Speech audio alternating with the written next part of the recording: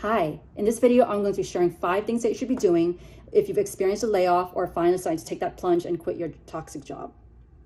Hi everyone, I'm Starr, your financial fitness coach, here to empower you to build an abundant life and retirement that you and your family deserve. I think for most people, when they've just gone through a layoff or decide to finally quit their job, their first thought is, I need to find another one, right?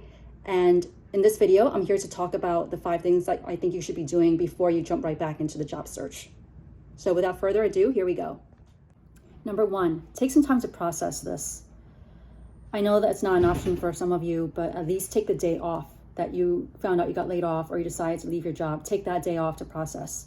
Losing a job or leaving a job is a major life event, and you're likely to run through a gamut of emotions, maybe even the 5 stages of grief.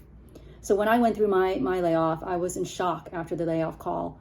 And then I kind of felt a sense of relief because I wouldn't have to go to all those meetings. I had back-to-back meetings that day, and I was like, at least I don't have to go to those meetings. And then I was just like, kind of feeling overwhelmed. I didn't know what to do. So, I went to the gym, basically. I decided to take the time to just kind of go to the gym because that's like my thing, and it helps me kind of clear my head. I'm really into fitness, not just financial fitness, but fitness in general. So I went to the gym. No, wait, that's a lie. I had a glass of wine and then I went to the gym.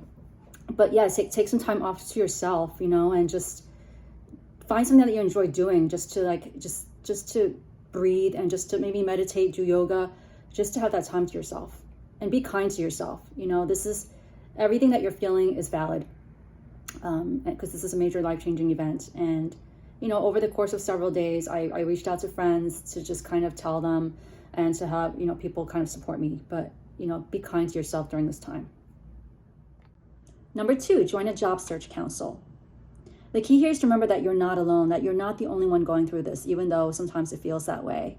So the job search council is basically a community of other job seekers who are going through the same situation that you are, but they're meeting together on a weekly basis. It's a group of about 5 to 6 people who meet together to just kind of share stories about how they're doing that week and to support each other throughout the job search process. But before you even go into the job search, there's a program where you kind of go through, you look at your previous roles and kind of assess what worked and what didn't, and how you want to transition that into what you want in your next job. There's also a part of it called a candidate market fit to assess, where your skills are and what you need to do to get yourself aligned with what you want in your next role.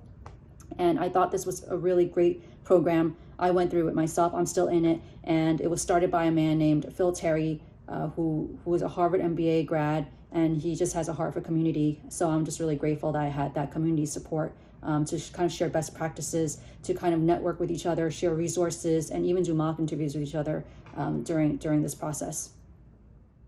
Number 3, calculate your runway. Your runway is basically a period of time that you can operate before you run out of money and you definitely need to get a job. Basically assesses how long you can survive without working. It basically looks at your cash flow, your emergency fund, you have debts, and it's basically a template where you're doing a whole financial analysis on yourself and to see where you are in the process before you need to look for another job. And I'll go into this more in depth in a subsequent video along with the template, and we can kind of go deep dive further into that. Number 4, figure out your severance package and your benefits. So in most cases, when you're laid off, you get a severance package. You want to see if you can negotiate or whether you want to take it to a lawyer to review. And there's usually a deadline associated with getting that severance that you have to sign by.